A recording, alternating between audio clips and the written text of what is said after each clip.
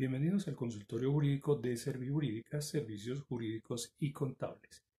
Para el día de hoy absolvemos una pregunta del señor Alfredo Gómez Beltrán de la ciudad de Bogotá. Él nos comenta que en su trabajo continuamente recibe amenazas de ser despedido. Él quiere saber si es una conducta que se puede tipificar como de acoso laboral. El acoso laboral es una conducta que está en la ley 1010 de 2006, especialmente en el artículo 11, también en la ley 1622 del año 2013. Esas dos normas pues traen una serie de parámetros para considerar si una persona es acosada laboralmente, si es afectada en su estabilidad laboral. Vamos a ver entonces algunos parámetros de esta ley.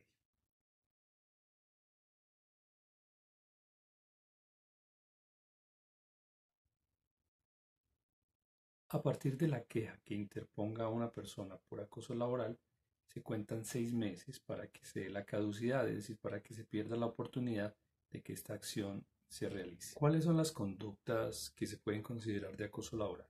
En primer lugar está el maltrato laboral, que puede ser físico o puede ser toda expresión verbal que tenga que ver con la lesión o la afectación a la integridad moral o profesional o a la intimidad del trabajador.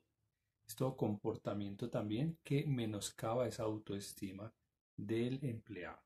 En segundo lugar, tenemos la persecución laboral, que consiste en inducir en la renuncia de ese trabajador.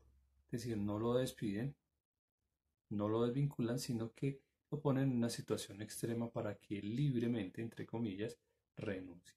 Pero en realidad está siendo presionado hasta que se obtiene su renuncia.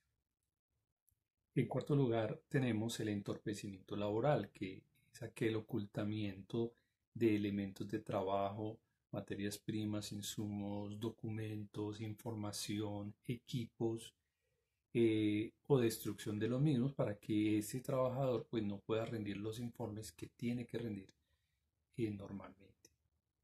También tenemos en quinto lugar la inequidad laboral, que es una afectación a la igualdad en el trato con los demás trabajadores. Es decir, no se le dan los permisos, no se le hacen los reconocimientos que a los demás trabajadores normalmente y en las mismas condiciones se les reconoce.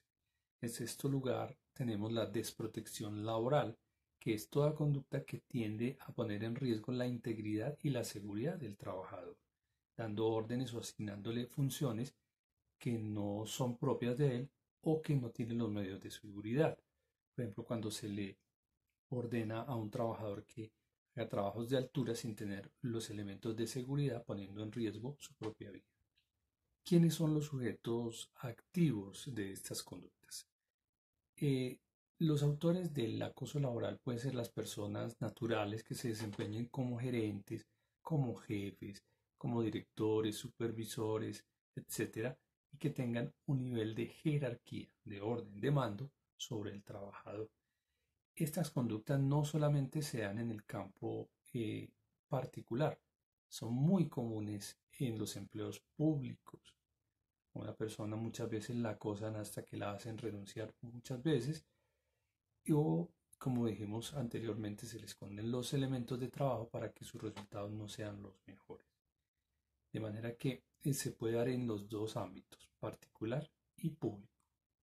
¿Quiénes son los sujetos pasivos o víctimas de este tipo de conductas? Entonces tenemos en primer lugar a los trabajadores o empleados vinculados por una relación laboral o un contrato en cualquier sector privado o público. También tenemos que no solamente son los jefes los que pueden acosar al trabajador, también pueden ser sus mismos compañeros o también pueden ser subalternos que afectan y acosan a los jefes. O sea, se da en los dos sentidos.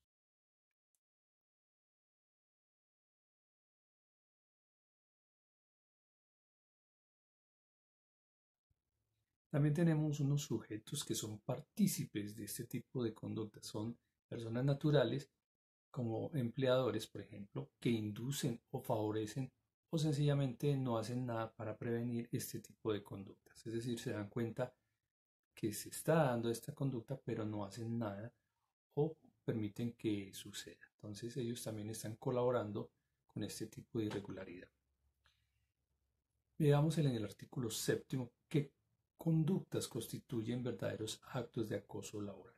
En primer lugar, tenemos los actos de agresión física, como lo habíamos dicho, independientemente de sus consecuencias, o sea, cualquier golpe, afectación de tipo físico contra el trabajo. También tenemos las expresiones de tipo injurioso, que afecta o ultraja al trabajador, palabras soeces, alusión a la raza, al género, al origen familiar, nacional, preferencia política o religiosa o estatus social. En tercer lugar, tenemos los comentarios hostiles y humillantes que descalifican profesionalmente al trabajador y se hacen en presencia de sus demás compañeros. En cuarto lugar, tenemos las injustificadas amenazas de despido que se expresan contra el trabajador frente a sus compañeros.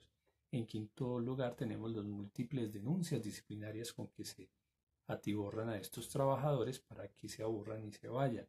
Entonces, por cualquier conducta que haga, le abren un proceso disciplinario. O sea, es excesivo ese tipo de afectación hasta que aburren al trabajador. En sexto lugar, tenemos la descalificación humillante que hace el empleador en presencia de los compañeros sobre el trabajo o las propuestas que puede tener ese empleado. O sea, se burlan de cualquier propuesta que pueda hacer. Otro punto son las burlas sobre la apariencia física o la forma de vestir o de hablar que se formulan en público. Igualmente, la alusión pública a hechos pertenecientes a la intimidad de las personas. O sea, asuntos familiares se traen y se publican para ponerlo en desprecio frente a sus compañeros.